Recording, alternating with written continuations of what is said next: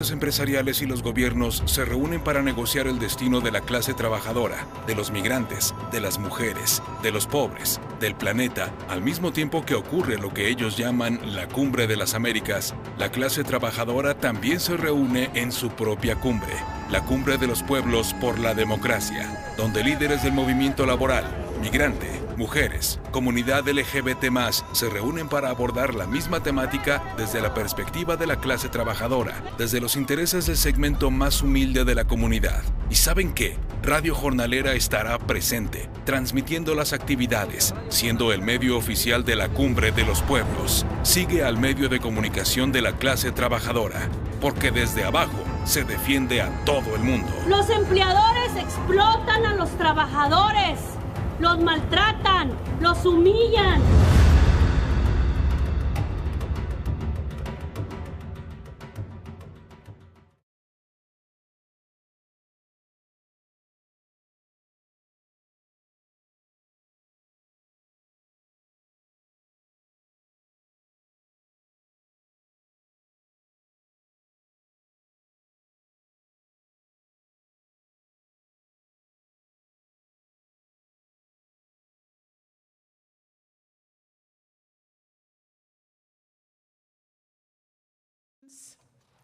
For this wonderful Let Cuba Live, Voices of a Young Generation to End the Blockade.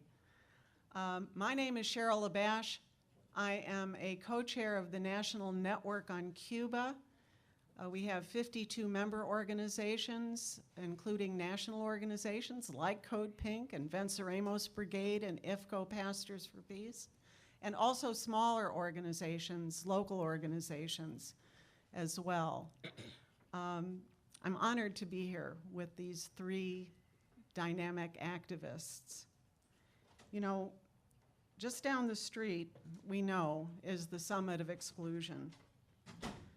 The coup plotters and assassins in the name of democracy have decided that Cuba, Venezuela, and Nicaragua cannot sit at the table.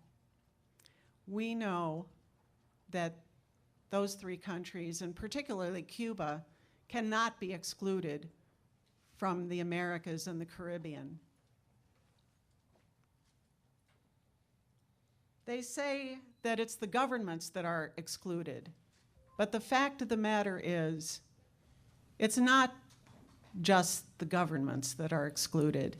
23 civil society representatives were denied visas by the United States to come to this event and speak to each of us, to speak in panels. What is the problem? What is the problem? The problem is expressed actually by the United States government, by the State Department, in a memo that was recently made public, declassified, the Mallory memo, that said that there was so much support for the revolution in 1960 that there was nothing the United States could do.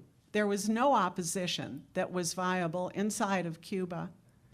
So what they were going to do is to try to starve the people of Cuba into revolting against the revolution. It meant, and what I think is even more significant, is that they said, as inconspicuously as possible, to create starvation and hardship among the people. And for all these years, 60 years, this has been the policy, along with the military actions and various other ways of trying to subvert the Cuban Revolution. There's another old law that's in effect now, an old policy called the 1823 Monroe Doctrine. That basically said that this hemisphere is solely the domain of was before U.S. imperialism, except against the indigenous people. That in fact, the hemisphere was solely the domain of the United States. And now when we see internationally that people are developing trade relations with China, for example, the United States wants to cut that off and is using this fraud of so-called democracy and the Summit of the Americas to push this program. So economic exploitation, political domination, removing an independent example for the people of the hemisphere are all goals of the U.S. blockade. But honestly, it's more than that. If we look at it historically, Cuba has been a beacon of hope and inspiration for the political movement here inside the United States. We saw in the early 1960s the desegregation and voting rights movement was drawn to Cuba. When you couldn't get a flight from a U.S. city to go there, you had to go through third countries. It was illegal to go to Cuba. But leaders in that movement went to Cuba nonetheless. Yeah. We saw during the Vietnam War how there was a whole generation whose eyes were open to imperialism and what imperialism was, that it wasn't a mistake. It wasn't a mistake that this war was happening. It was part of a system. Yes. So we're here today because we know that the people of the United States do not support the U.S. blockade. There have been resolutions passed. There were 8 million syringes that were paid for by the people of the United States and sent to Cuba to help with their vaccinations. There are many, many examples with the Saving Lives campaign and others that people will rally to defend Cuba. But obviously it's not enough. It's not enough. We need to really find the way to end the blockade. So we're here today to hear from some young activists who went to Cuba recently, to hear their experiences, their analysis, and their views, and we welcome them. We welcome them each.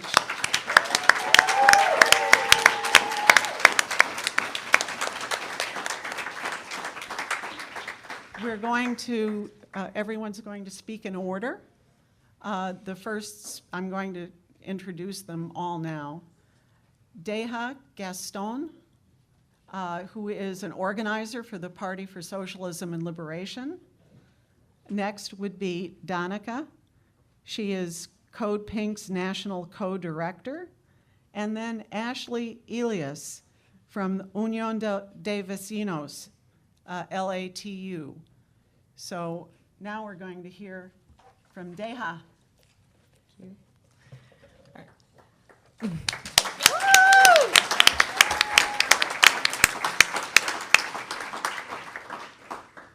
Hi everyone, my name's Deja. I'm an organizer with the Party for Socialism and Liberation. I wanted to start off by saying, first, today we sit here in dialogue amongst each other in truth about our experience in Cuba as organizers fighting against the failures of capitalism and standing against the cycles of exploitation and oppression, but to also fight for a world that is cumulative of our shared experiences as poor working class, nationally, and gender oppressed people living within the heart of imperialism. I want to thank several organizers first who have been conceiving of the summit and putting it forth into the material reality so that we can be here today as historical actors and participators of such an amazing summit. So this panel discussion among several discuss emerging problems, our class experiences in the United States. And some of those include poverty, food insecurity, lack of housing, inadequate education, inaccessible healthcare, police brutality among the poor and oppressed. And those are just several examples of what we will be addressing. And I also want to emphasize that while we're addressing all these problems, we're also united in supporting and uplifting and bridging political and cultural exchange between Latin America and the US. For us today, we'll not only address our defense of the Cuban Revolutionary Socialist Project, but our lessons learned to further bring back and disseminate information to our own organizations to strengthen our understanding and vision for a revolutionary project of our own character and type in the United States. So I just wanted to start off really quickly by explaining a brief point on the work that I do as an organizer in the Party for Socialism and Liberation, and kind of explain a little bit more of what our line is. So as an organization, we're comprised of many different organizers within our working class, students, parents, educators, and so on. And many of the struggles we engage with result in our political lines that are specifically anti-capitalist and anti-imperialist. From the manifestations from capitalism that we see and fight against, such as those of white supremacy, patriarchy, police brutality, bigotry, and misogyny. And this wages into the fight for women's liberation, LGBTQ liberation, Black liberation, and the overall liberation of our working class. And out of stating all of this, I wanted to also really point out that we are also vehemently internationalists as well. So it's not only our duty as organizers living in the heart of the United States imperialist agenda, but it is necessary for us to understand that we have to fight back and that we are absolutely autonomous of our own capitalist government that constitutes rule over people and the globe. The strength of many national liberation movements across the globe demonstrate a distinct fighting spirit that is not only revolutionary, but in its own right distinct in the fact that these moments have been a fight against imperialist domination. That same fighting spirit is engulfed in rich historical context that many are without knowing in our own country. And due to the ideological hegemony that persists over people here, so then presents many tasks for us in building a revolutionary consciousness that is one of being naturally socialistic. Many countries throughout history, such as Cuba, Vietnam, North Korea, and so on, have torn away from the limbs of the imperialist tree, and it contributes to the weakening of this enemy. And for us, we are in the core of that. And I keep saying that because that means, therefore, we have work to do, and we have to work hard to entirely uproot this system so that in many ways, imperialist domination weakens across the globe. And that is just one facet to the task that we will face, and the second task I'll explain soon. I wanted to emphasize a couple quotes from Sankara that I was reading the other day that brings me to a lot of the themes that we'll talk about in our speaking points throughout this panel discussion. I think the first is emphasizing that the practice of working class internationalism is not only a duty for the people struggling for a better future, but is also an inescapable necessity. And people's rights are absolutely conquered in struggle, and by struggle of the people. And so this can happen to the degree in which the socialist revolution requires participation of all workers. And I wanted to bring up a couple examples from a book that I really love. It's Woman in Cuba, Everything Within the Revolution. And it states that the full emancipation and liberation of women cannot be fully realized without the political, social, and economic participation of women in the productive and reproductive labor of our society. And to this point, liberation must be obtained through the building of consciousness and understanding of tasks that were once relegated as mindless roles under capitalism, such as volunteer labor. But they must be conceived as absolutely important. And this is all to say that our tasks to build conscious beings derive from the very fact that, again, like I said earlier, we are historical actors in transforming the world around us. And how can that be achieved without a full realization? And this is done through intensive education to raise class consciousness, promote positive production of socialistic ideas alongside our people. So this brings me to an example from somewhere that we visited in Cuba, and it was the Martin Luther King Memorial Center. And it reminds me of this very action and practice within the revolution. That is such a clear example to me. The Martin Luther King Memorial Center is based off of 3 distinct principles.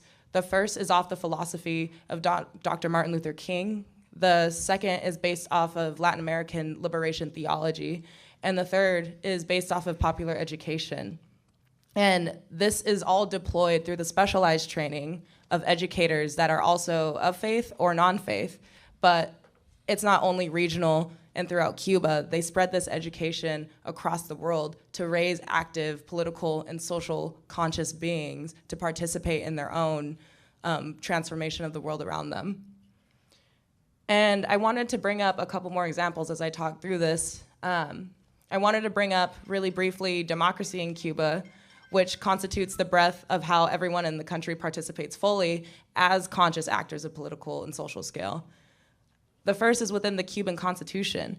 And right now, someone, please correct me if I'm wrong, they have gone through 40,000 different drafts of the Cuban Constitution with input from people essentially all throughout the island. And they have now narrowed it down to a little bit under 300. But the full breadth and participation of these people were put into this constitution for the things that they wanted and what they feel should be put and codified into law.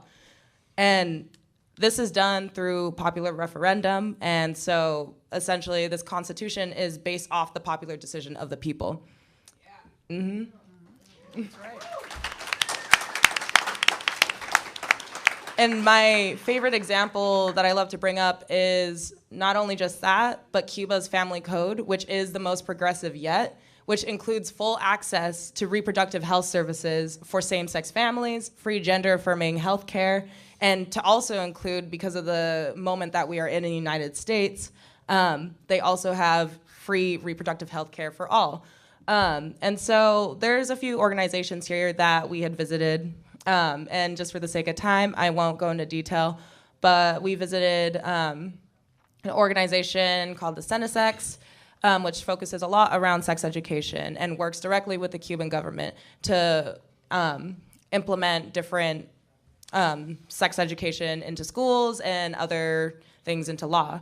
And then we also met with a neighborhood network of Afro-Cuban descendants who work to essentially eradicate racism and the contradictions that still exist within Cuba and within the revolution. And I wanted to...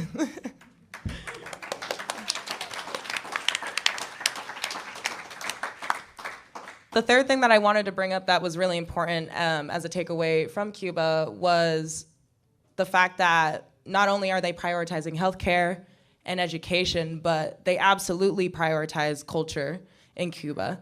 And an example I wanted to bring up was UNIAC, the National Union of Writers and Artists of Cuba. They're a social, cultural, and professional organization of writers, musicians, actors, painters, and sculptors. And this was established in August of 1961.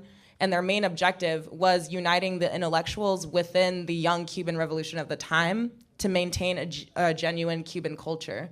And it doesn't belong to the government, but they promote the ideas of the majority of the people, but the Cuban government still inputs ideas alongside them. And I wanted to bring that up to say that after the fall of the Soviet Union in 1991, Fidel spoke of the need to absolutely maintain people's culture within the revolution. If anything, they could not lose that. And so what does it mean under the Cuban Revolution? How is culture expressed? We saw several different examples. We saw the Facultad de Arte de Cuba, or FAC, and we also visited dance and music schools. And I remember distinctly, we had some questions from people asked, like, do you dance for money? Or like, what do you think about dancing as your profession? And one 16-year-old girl stopped us and she said that for her and her friends, dancing was a form of life. They don't do it for money. That is their life. That is what they do. And so already that, to me, expresses the type of culture that they prioritize. So I know I'm running a little long, and I'll try to hurry up. Thank you. I really wanted to talk about Cuba's international relations, and this will further wrap up my point.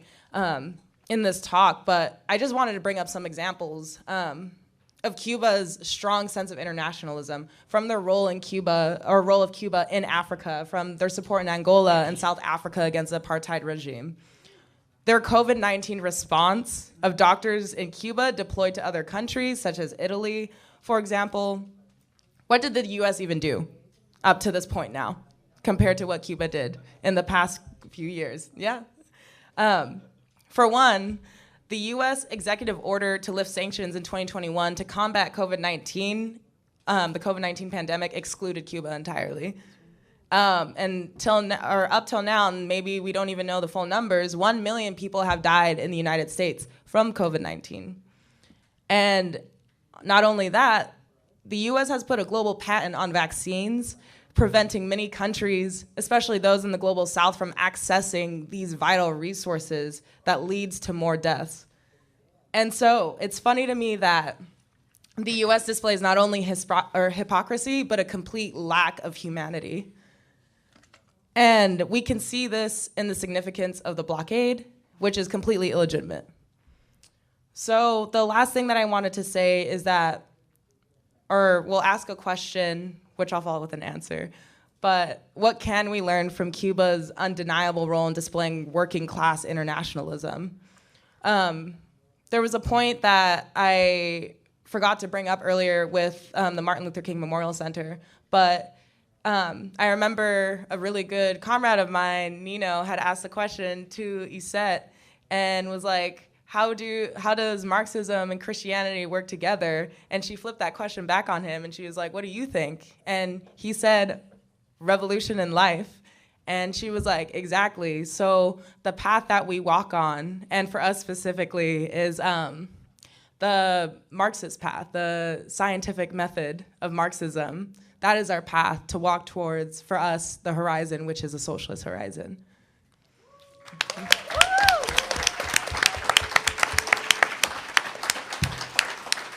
I could go off all day, but I know I'm out of time, so you could come talk to me after. I see Nino smiling in the audience. Thank you, Deja. Hi, everyone. Can you hear me okay? Or should I? Okay, awesome.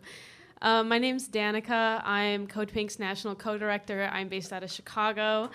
Thank you. Yeah, go Chicago. Go White Sox. I went on this delegation because one of my roles at CODEPINK is facilitating the Peace Collective, which is our youth cohort of young anti-imperialists who are organizing to divest their city pension funds from weapons companies.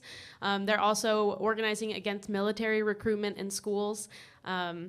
And they've done a lot of work to stop the expansion of the selective service system, or the draft. So for that and so many other reasons, it was so meaningful for me to go on this brigade with so many amazing young organizers. Our brigade to Cuba, we learned so many things, and we were asked to go into the experience with questions. And within the context of the Summit of the Americas coming up, one of my questions that I had going in was, what is democracy? Which is a fun question because I've been told all my life that I live in the best democracy, that I live in the strongest democracy. But they did a pretty bad job of teaching me what that meant. So I think it might be best to describe what I learned about democracy in Cuba through a few examples of things that happened while I was there. Like Deja mentioned, when we were in Cuba and long before we got there, Cubans were crafting their new family code to extend rights to LGBTQ Cubans and their families. And we learned how deeply involved regular, everyday Cubans were in this process. Participation was high, and Cubans from all over the island were consulted in writing and rewriting the family code. Never in my 22 years have I seen anything remotely similar in the United States. On May Day, or International Workers' Day, we were in the streets with 700,000 people in Havana, celebrating meaningful labor and struggle. One of our hosts, Adelso, asked me if I had seen anything like that in the US. And I started describing to him protests I've been to, where I was like, yeah, I've been in the streets with thousands of people before, but not quite this many. And he was like, no, that's not what I was asking you. I was asking you if you've ever celebrated with thousands of other people in the United States, celebrating struggle, celebrating labor. So I was embarrassed. I said, no, I've absolutely not experienced that here in the US. The first day of our trip, I spent the morning and early afternoon with the Auto Mechanics Union and Cooperative Auto Chapt. I was interested to see how workers in cooperatives saw themselves within the revolution and how they functioned within socialist society, and also how the blockade affects workers in Cuba. The union members have a solid democratic structure for decision-making, and they took so much pride in that. The mechanics found their work meaningful. They did not feel as though people were making decisions for them, and they even shared that the cooperative voted to give 10% of their salaries to the hurricane victims in Cuba last year. A justification that the political elite in the US use for the blockade is always, Cuba's not a democracy. Cuba isn't democratic. But one night when we were in Cuba eating dinner together with our hosts, we got the news that Roe v. Wade had been overturned. So a handful of people that I didn't elect, none of us elected, who were appointed by a president that I did not have the right to vote for because of my age, threw out our right to an abortion because they could. Because our democracy doesn't require our consent to revoke our rights. Our political system doesn't ask what we want or consult us in our own futures. In Cuba, they're trying to do something profoundly different. Despite the blockade, the Cuban government has been able to efficiently allocate the resources that they do have to keep people alive, housed, in school, engaging in work and popular education, and I believe so deeply that that is what any society should strive to do. Without the blockade, I think that Cuba would be able to prove to the people of the world who suffer under the neoliberal world order that another reality is possible. That's exactly what the embargo is trying to prevent. I don't want to make light of the blockade. It makes life in Cuba very, very difficult. The point of the blockade is cruelty. And any US president that allows that policy to continue has no right to talk about democracy, sovereignty, freedom, or human rights.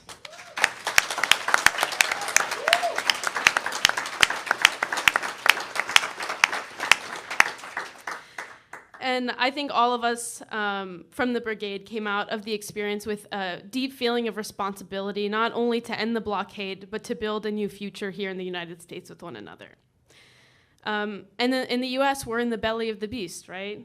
We have the power to demand change of US policy and have a real positive material impact on the life of people in Cuba every day. You have to demand that your representative do everything they can to remove Cuba from the terrorist list. You can go to codepink.org/Cuba. There's a few actions that you can take there. A comrade from PSL yesterday disrupted the head of the OAS. Mm-hmm. Yeah.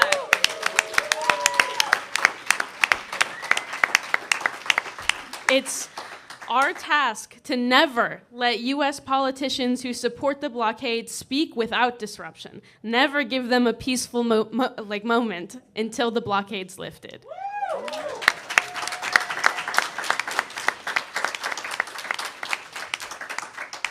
And I'll wrap up here. Cuba taught me that there isn't one way to do democracy. Democracy doesn't necessarily mean voting between political parties. What it does mean is meaningful participation. It means people being able to chart their own course together, and it means feeling like we have a stake and responsibility in our own future. Thank you.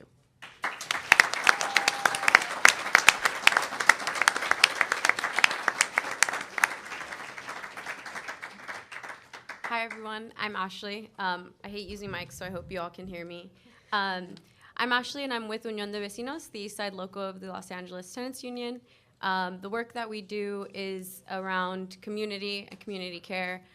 We are very intentional with the work that we do, and we're led by our community members who are predominantly the mujeres in the comunidades of Boyle Heights. We focus on making sure that everybody has the dignified housing that we all deserve. We work together to find solutions for ourselves, driven by our community and by the decisions that we all make together. I say that to contextualize a bit. When I went this is my second time going to Cuba, but in this context, a little bit different than the first time I had gone. But I say that to kind of lay out the groundwork that when I went to Cuba, I already knew that this is essentially, what the work that I do every day and the work that I'm surrounded by in our communities that we strive for, right? Dignity, the right to safe and healthy living, education, food, and just sovereignty, being able to decide for ourselves, right? And so when we went to Cuba this time around, I was really excited to get to know a little bit more around the Comités de Defensa de la Revolución, the CDRs. We were really lucky enough to visit a community in transformation. This is a community where the residents there got together and decided that, we're going to take this area that was once a dump and completely transform it. They themselves made the decisions around what needed to be done, what areas needed to be improved.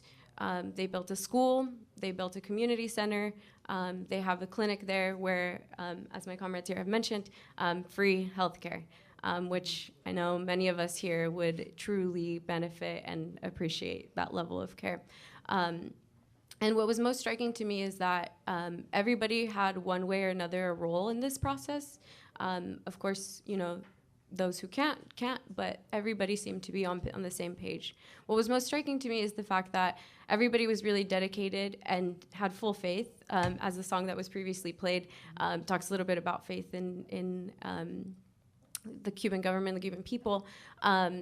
And everybody was really dedicated to making sure that this community was living its best life, for lack of a better phrase.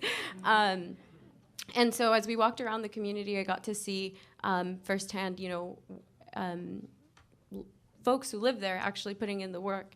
And that felt really close to my heart because in Boyle Heights, that's what we do. We take matters into our own hands, and we aren't waiting for someone to make the decisions for us, nor are we waiting for the government or some housing department agency to, help us out. And we do this because we know that oftentimes, one, we're also gaslit, basically, and told it's your fault that you live like this. It's your fault that, there's holes in your wall. It's your fault that the water from your restroom comes out brown and, ruins your daughter's skin. Not in Cuba, right? I know there's many folks here who have been and got to experience also the beauty that is Cuba. But in Cuba, if you come together with your community and you say, this needs to be improved, there's a process to working together to see that through. Whereas here in the United States, we aren't benefited in the same way. And additionally, it was really amazing to see that the emphasis, as my comrades here have also mentioned, on culture, the emphasis on progressing their lives. Although the blockade has instilled a lot of limitations on the Cuban people, they still continue. And also, like the song said, the blockade may be the Goliath, but Cuba is David, which is really special to me and I think about quite frequently. Additionally, in addition to the CDRs, taking matters into their own hands and finding the areas that need to be improved, the government offers support and provides materials. I can't say that in any of the areas that I've helped out in or seen needing support, that the government does the same here, right? And the basic needs for folks there are met. People have what they need, and they, live a well life. Additionally, what I learned and how it applies to the U.S. is that Cuba has had struggles against capitalism and imperialism, and it's been able to build, to be successful, but because it's been committed to this longer process, and it's used with the support of its people to commit to that process and be on the same page.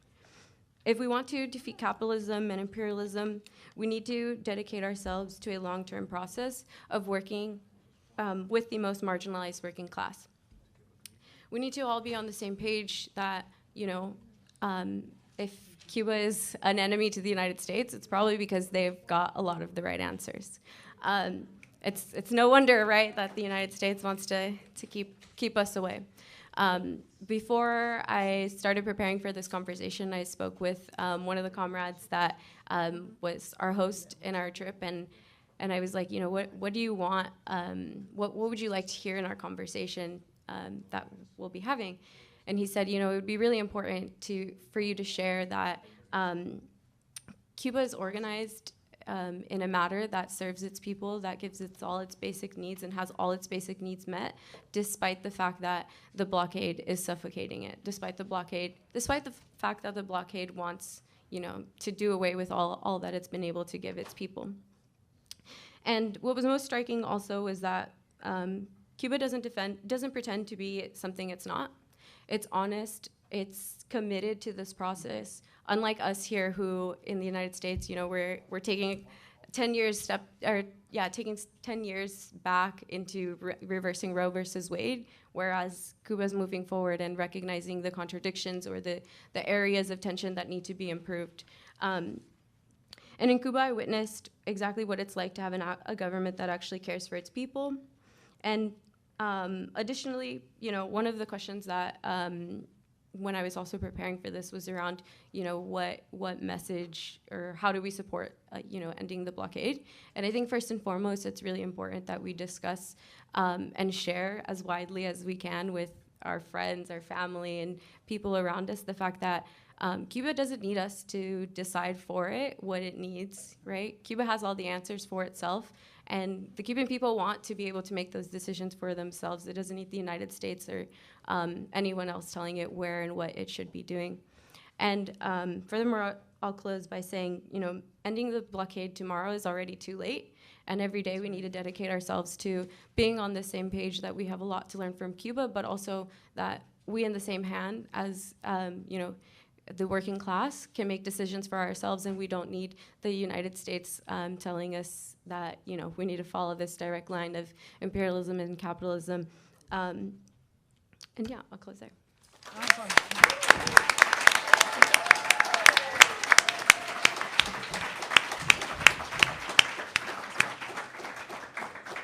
I want to thank all the panelists for these just excellent explanations, and really the talks followed one after another in a coherent way, also bringing up actions. And we're going to have a few minutes for okay, sorry. We're going to have some Q&A. We are going to have to truncate the program and end it by 3:30. But we do have time for questions and responses. The microphone is going to be over here in the corner. People who wish to speak should line up. We don't have a microphone that isn't corded. So anybody who'd like to ask a question, but while we're waiting, in 2011, I helped with a tour of the Cuban Youth Theater, La Colmenita, who I'm sure you saw while you were there. And they had developed their own program, their own opera to free the Cuban Five. And at the end, and this is something that I carry with me to this day, after they said, everybody had their individual way of dealing with freeing the Cuban Five. And then somebody said, well, why don't we all get together and work to free the Cuban Five? And at that point, they all joined together and said, and now, what more can we do? And that's something that I wake up with every morning. And now, what more can we do to end the blockade? So it's a hard question. I ask you, what more can we do? Each of you. Okay. Deja. I've thought about this point a lot, and something a few of my organizers and I talk about a lot is the very fact that unity and solidarity is our most strategic weapon that we can use to fight back, especially on the ideological scale. One of the things I keep thinking about is that the Summit of Americas, hosted by Biden, is in complete shambles. And right now, we've witnessed so many Latin American countries, whether they were on the left or on the right, come together and decide that the U.S. does not get to view Latin America as the front or the backyard anymore. Right. And I think that's important because at the end of the day, like, unity does not exclude discrepancies. You know, like, people will still disagree, but again, like, Castro said that freedom is conquered with solidarity, and for us, like in the United States, to be able to exchange and dialogue, this cultural and political, social scale of exchange is so absolutely important, because then we understand and see the truth of the Cuban Revolution and its socialist project, but also to further understand, like, what material gains they have are things that we can also have here, especially as one of the richest countries in the world. We can fight for access to healthcare. We can fight for access to education. And even right now with abortion, we could still fight back and make sure that things like Roe don't get overturned. And so I think that's an absolutely powerful weapon. And so that's something that I want us to take home and think about is, what is unity? What is solidarity? What does that mean for us as internationalists? Yeah, thank you.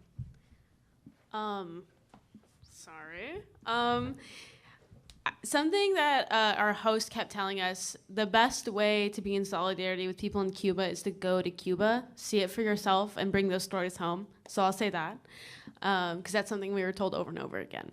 And also, when it comes to the blockade, I want to acknowledge that there has been a lot of progress made. The blockade is still very much in place, but we have successfully pushed Biden to increase remittances to Cuba and more flights to Cuba, which is very, very good. And also, there's some fellas named Bob Menendez and Marco Rubio who we should make very uncomfortable. Very uncomfortable. They're supporting a genocidal blockade, so make them very uncomfortable, please. Right. Ted Cruz, yes. So I'm a community organizer, and I always go back into like the conversations that we have with our community and our family members and our friends. And I think very similarly, yes, one, if you're able to and find one way or another to attend one of these brigades and go visit Cuba itself. And I think as many folks in here shared that they visit Cuba, continuing to share their stories and engage in dialogue around what they experienced and what they saw in Cuba. And I think most importantly, being very unapologetically honest with, what the United States is doing with the blockade, how it hurts the Cuban people. We are literally part of the reason why children can't have, the medicines that they need in Cuba. The fact that, they have to settle for medication that might not necessarily be the dose that's needed at the time.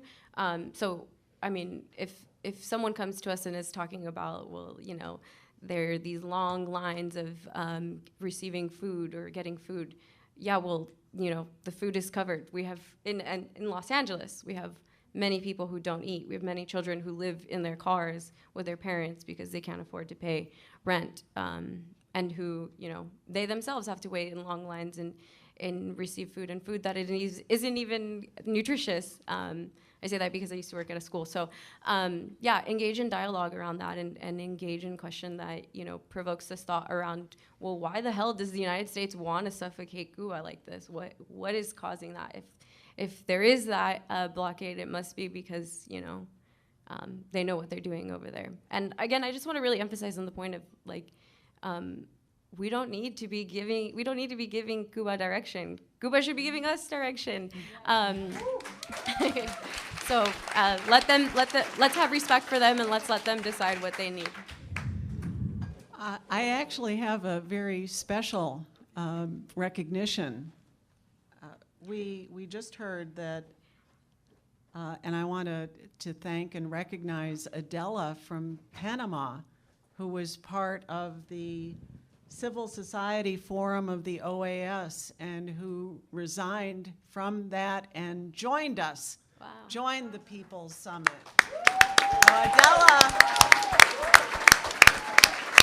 Adela, thank you. Okay, now questions.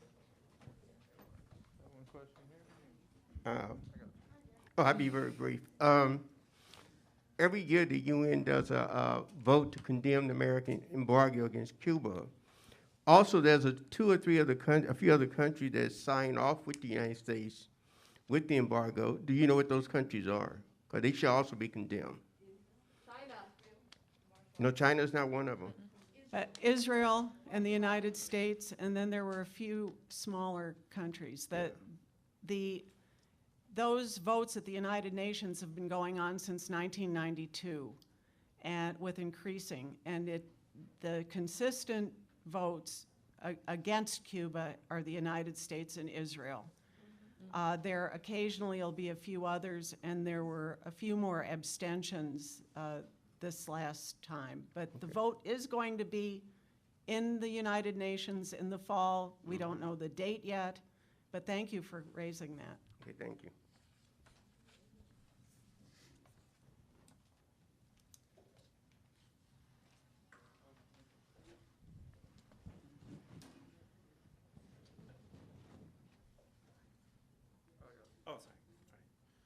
Yeah, I'm very pleased to attend this discussion. I didn't really have a question, but more like say the realization of the Cuban people.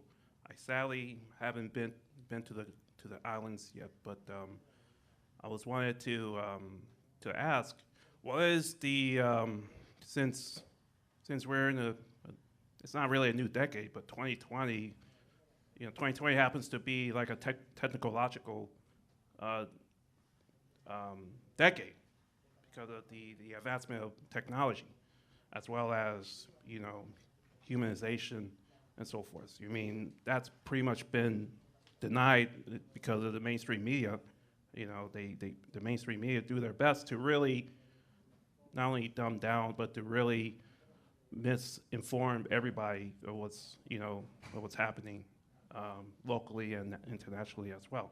So I just wanted to ask you, since I'm a techie, so I wanted to ask you a techie question.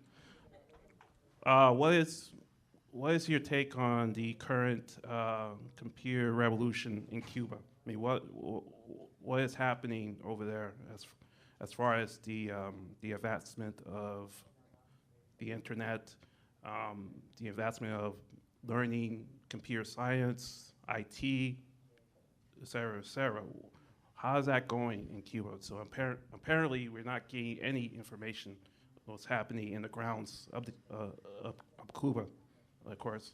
So have you have you been checking, well, not only checking, but have you met any techie Cubanos by any chance? That's my question. Yeah, I'm also very much a wannabe techie. I say wannabe because I have no real experience. But I had very similar questions, and luckily our comrade Mandi works in data, or does work around databases, and very much also had questions for us around technology and those kinds of things. I will say, because of the blockade, everything can be brought back to the blockade. Because of the blockade, they don't have the same access to materials that we do and to advance technology in that way. But I will say that, they have access to internet, not as accessible as we do, but they do have access to internet. And You know, they use Instagram, they use all of the basic social media apps that we have access to. The only time that they're limited is from the United States, where, you know, purposely they don't want to let Cubans have access to everything that we have access here. I think we didn't get to dive that much into it. I wish we would have, but based on the busy schedules that we had at the brigade, we didn't get to dive much into it. But yeah, there is advances. I mean, their technology for the access of materials that they do have is obviously working really well because they're able to make scientific advancements. For instance, like the I forget what the the machines that help you breathe. Ventilators. There you go. With the limited materials that they had, you know, they worked to build their own ventilators and based on the materials that were accessible to them. So I'm sorry that's not a more well-fleshed answer, but I think, you know, they would love to have more access to what we have, but that's just the U.S.'s fault. I don't know if you... I do have one small comment to the earlier or former part of the question that he asked. So more so speaking to like the age of technology and adapting to it with within the revolution. I remember distinctly with Rogelio, he brought up just another official from the Cuban government that we met with. He had brought up the ways in which, you know, like social media as it advances through time and the way that we have access to it as youth. The youth obviously did not grow up during the revolution. They grew up after it. And so essentially the government has tried to find ways to creatively communicate, you know, like what's really important about the revolutionary process in Cuba to the youth, and finding ways to connect through things like social media with the Wi-Fi access that they do have is incredibly important, because not only are you getting diverse information, you're getting like an influx of like everything that is capitalism and misogyny and patriarchy and all those things coming into social media platforms. But they want to find ways to creatively combat that because, again, the revolution is so important, and it's so important for Cuban youth to understand the significance of the revolution. And so even despite the fact that there is like limitations with the blockade to the access that they do have with technology, there are still these different creative outlets that they have with trying to, you know, continue that process to fight against contradictions that still come into place within Cuba. So, yeah. Just to add one small thing to what my comrades have said, a lot of people in the U.S. and like the political elite will say that the Cuban government doesn't give Cuba access to internet because they don't want them to have access to internet. That is not the case. The Cuban government and Cuba is working very hard to expand access to internet. So I want to emphasize that. Like, they are investing a lot in improving their technology and internet access in Cuba, and that is something that they want their people to have access to. Hello. Just a couple of comments. A question also with respect to the conversation what you asked before, you know, how many people have gone to Cuba, you know. You can only take so many people to Cuba to understand Cuba and to see what's going on Cuba. So I think a question for all of us, how can we establish more people-to-people contacts with Cuba through technology? The pandemic taught us, a lot of us, how to use Zoom and do all these other connections with people. There's still the gap in technology, but still, many people were able to connect. And I think one thing that we need to start pushing is to establish more connections people to people. That's part one. The other part is also how we're going to start cracking the silence that exists in the organizations around us that call themselves as progressive, but when it comes to talking about Cuba, get very nervous. They're afraid of going to the... People are afraid of talking in their own communities, in labor, in neighborhood organizations, in all these places about Cuba. We cannot break the embargo if we cannot break our own embargo that we're imposing on ourselves to talk about Cuba. So how are we going to change that?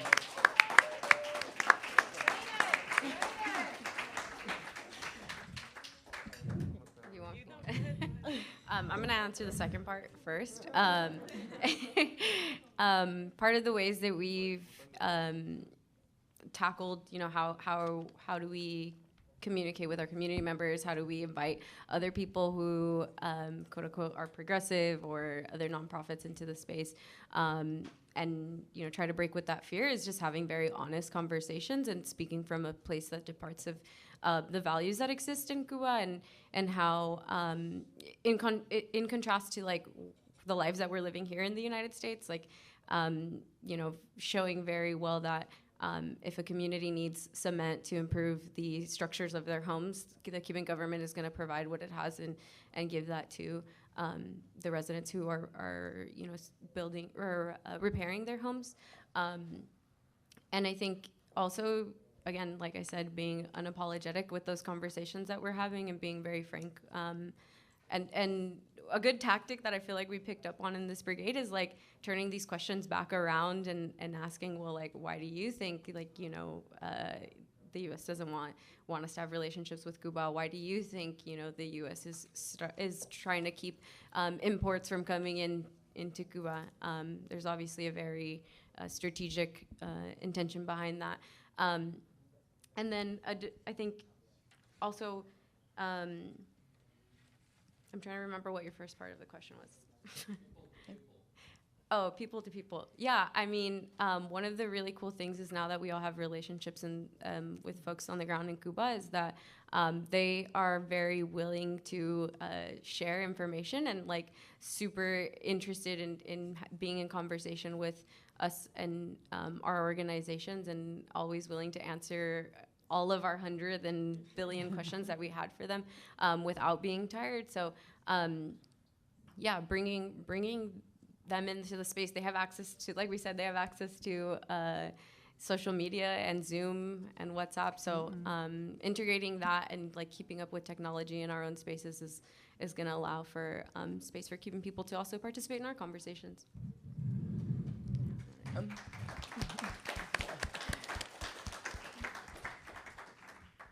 The one thing that I really want to say to that is that the United States government needs to lift the damn blockade.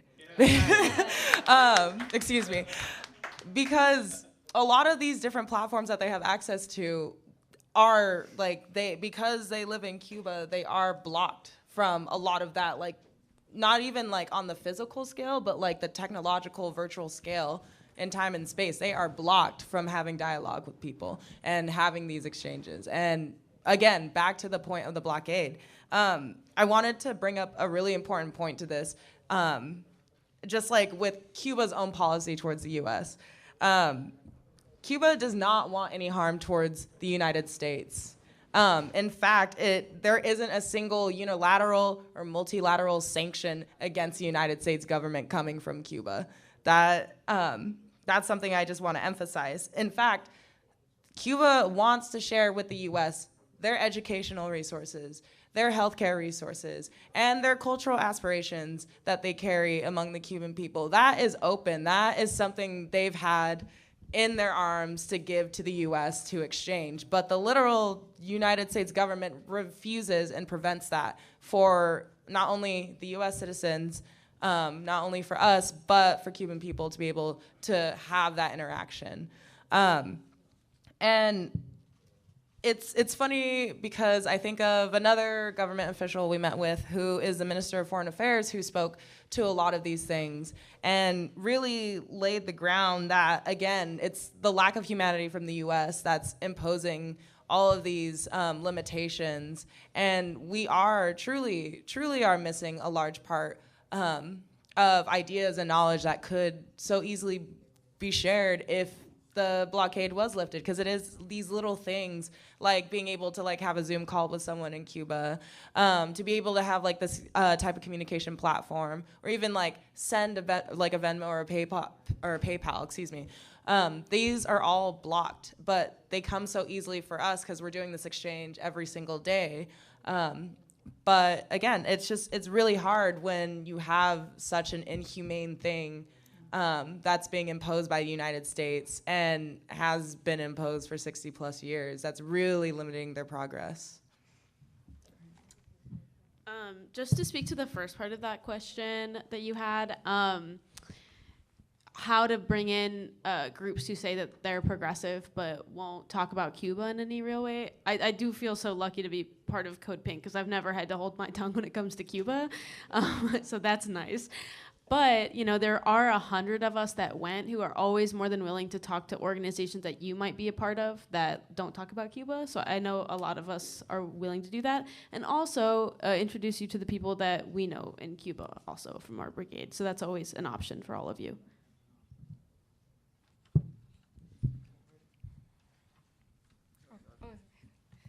Thank you, panelists, so much for sharing your words today.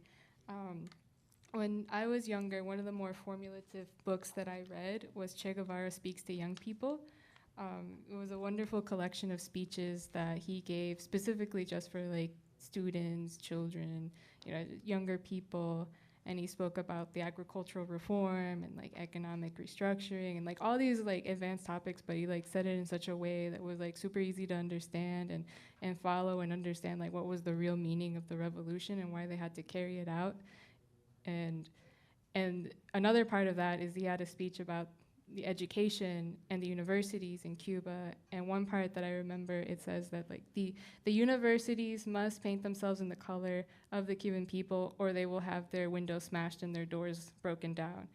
And I thought that was amazing that it shows right to the heart of like, one of the reasons of the revolution was to better the lives of the Cuban people from day one.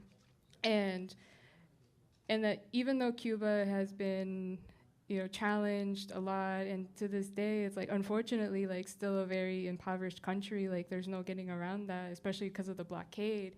But despite all that, they've managed to give so much more to the world, not just the Cuban people, but also to the world. And so I guess if you could talk a little bit more about all of like Cuba's internationalist endeavors, because they're internationalists too. Their revolution is internationalist, and despite all the challenges, you know, they've had, you know, educational brigades, doctor brigades, like so many things around the world, not just through COVID, but like since its beginning. So I guess, yeah, if you guys could like speak more, some of that you find like really inspiring.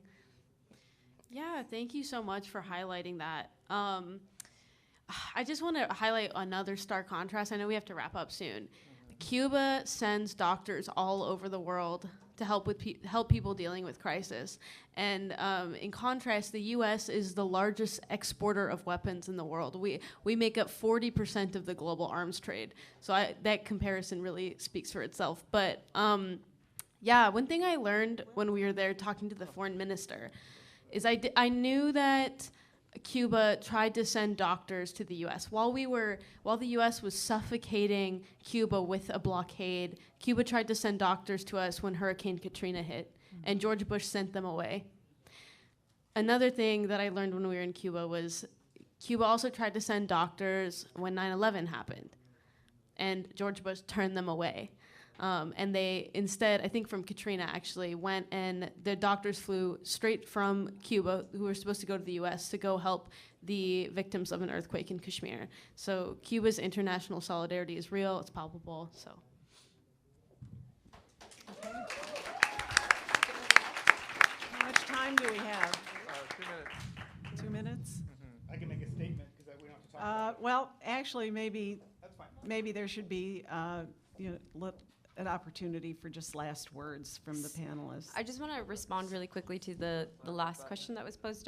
I was lucky enough to attend the International Solidarity Conference, where many folks from around the world were present and gave testimonies about their love for Cuba and their gratitude to Cuba's dedication to internationalism. So unlike what the U.S. would hope you to assume that everybody is also against Cuba or whatever, there's a lot of love and awareness of Cuba's dedication to internationalism, and something that they kept repeating, and that is seen really through their action, as Danaka was sharing in terms of sending doctors, and was the fact that there was a saying that was Cuba da lo que tiene, no da las sobras, which is Cuba gives what it has, it doesn't give its leftovers, and that's just very clearly instinctual around all Cuban people, not this sense of competition or greed or you know, I'm going to give you this and you give me this back. No, absolutely not. And even in the middle of the pandemic, when, you know, limited resources, Cuba was sending doctors, was offering vaccines, sent vaccines to other countries that the United States turned its back on. So if that's not a great example of internationalism, you know, I don't know what is. But yeah, that sense of internationalism is a thread that lives on for them. And there's a picture of Fidel giving blood. And I forget I don't know if it was Argentina or Chile, but it was from some natural disaster, and Fidel is the first to give blood. And so that as an example in itself, that, you know, the president himself was the first to show that level of solidarity and like really lead by example. So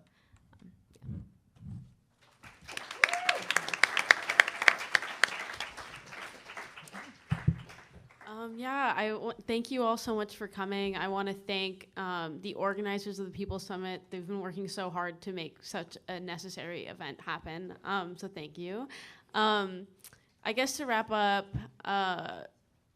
people in Cuba are so good at managing nuance, and it was made so clear in so many of the conversations we had that they knew exactly where their suffering was coming from, whether it was multiple avenues, the blockade, whatever they discuss with us.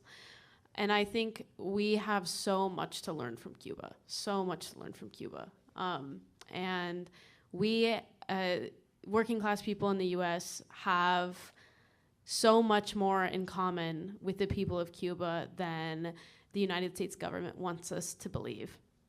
And once we get past that, standing in solidarity with Cuba and organizing the destruction of the blockade is going to be critical. So thank you all so much for coming.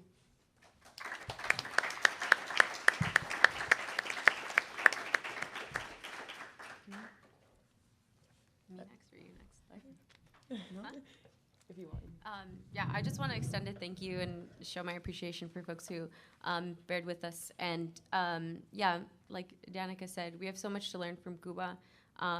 Cuba doesn't need us to teach it anything. I think, you know, let's respect and demand that Cuba has the right to their own autonomy and continue that without the U.S.'s intervention. And like I previously said, you know, waiting to lift the blockade tomorrow is already too late. So, and everything that we do, we should keep that in mind and continue to move forward with lifting the blockade. Thanks.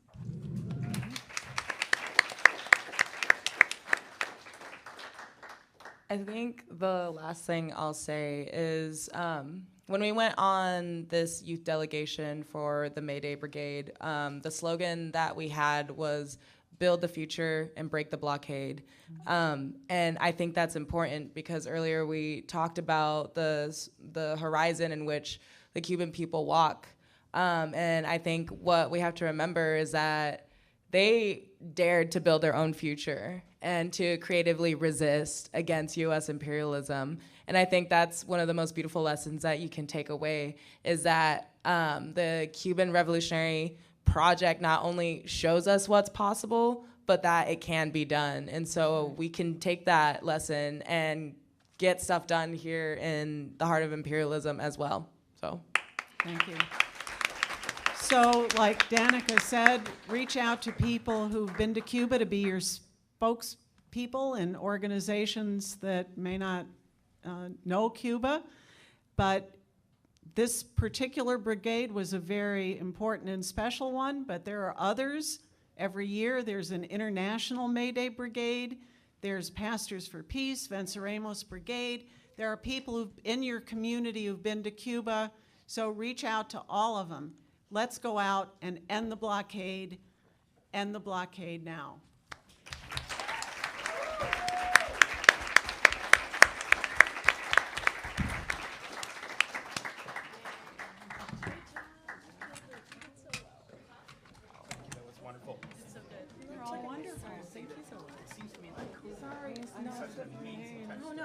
I was like, I'll just. I should have just wrote a G because it does. It sounds like it. I know. Yeah.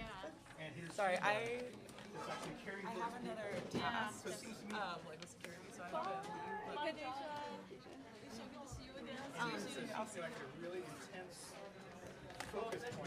Las clases empresariales y los gobiernos se reúnen para negociar el destino de la clase trabajadora, de los migrantes, de las mujeres, de los pobres, del planeta, al mismo tiempo que ocurre lo que ellos llaman la cumbre de las Américas. La clase trabajadora también se reúne en su propia cumbre, la cumbre de los pueblos por la democracia, donde líderes del movimiento laboral, migrante, mujeres, comunidad LGBT+, se reúnen para abordar la misma temática desde la perspectiva de la clase trabajadora, desde los intereses del segmento más humilde de la comunidad. ¿Y saben qué? Radio Jornalera estará presente, transmitiendo las actividades, siendo el medio oficial de la Cumbre de los Pueblos. Sigue al medio de comunicación de la clase trabajadora, porque desde abajo se defiende a todo el mundo. Los empleadores explotan a los trabajadores, los maltratan, los humillan.